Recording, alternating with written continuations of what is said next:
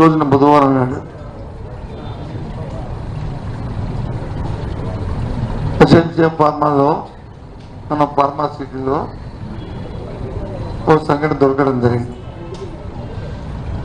ఆ దుర్ఘటనలో సుమారు 55 మంది వరకు ఎఫెక్ట్ అయ్యారు. అందులో 15 మంది ప్రాణాలు కోల్పోయారు.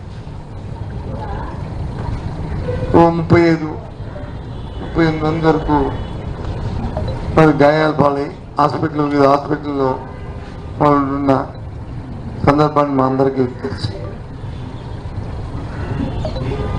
ఎంతో బాధాకరమైన సంఘటన మన ప్రాంతంలో. ఇంత పెద్ద ఎత్తున ప్రాణహాని జరిగిన సంఘటన అంతకుముందు ఎప్పుడు జరగలేదు.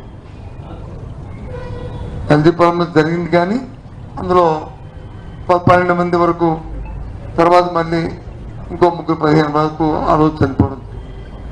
కానీ ఈరోజు 17 మంది. ఆ సంఘటన పట్టిన రోజున మా పార్టీ అధ్యక్షుడు జగన్మోహన్ రెడ్డి గారు వచ్చి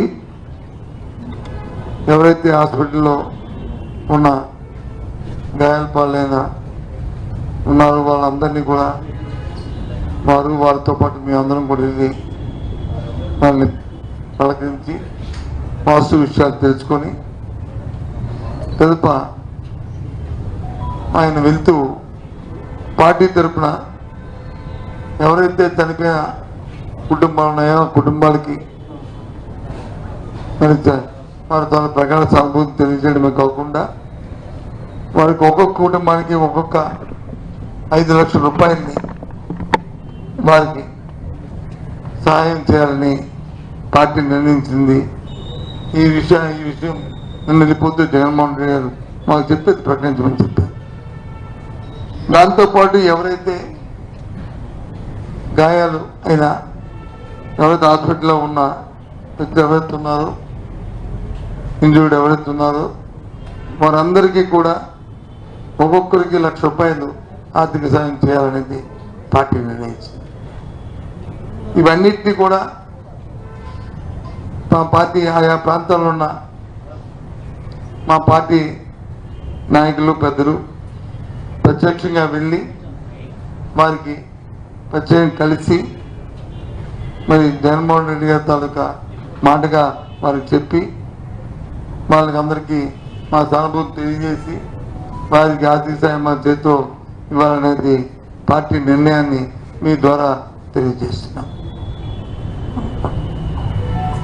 ఆ నేపథ్యంలో నేటి రోజున మరి జగన్మోహన్ రెడ్డి గారు మా నాయకుడు మా అధ్యక్షులు వచ్చి వాళ్ళు చూసిన తర్వాత వాస్తవ విషయాలు ఆ చదివారి నుంచి వాళ్ళ నోటి విన్న తర్వాత మరి ఎత్తు పత్రికా సమావేశంలో పత్రికా సోదరులు అడిగిన ప్రశ్నలకి నేపథ్యంలో జరిగిన సంఘటనల్ని జరిగిన విషయంల మీద వారి స్పందన కూడా ఆయన తెలియజేయడం జరిగింది.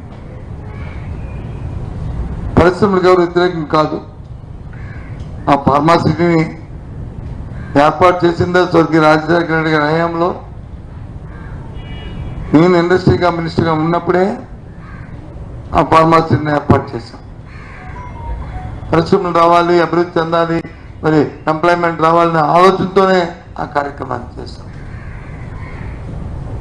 కానీ తర్వాత జరుగుతున్న ప్రభుత్వాలు వచ్చి వాటిలో ఏదైనా ఒక సంఘటన జరిగితే ఆ సంఘటన పట్ల మళ్ళీ పునరావృతం అవ్వకుండా ఏమైతే చర్యలు తీసుకోవాలి, ఒకవేళ జరిగిన సంఘటన వెంటనే ఇమీడియట్ వాళ్ళకి ఏ విధంగా వాళ్ళకి ఉపశమనం కలిగించాలి,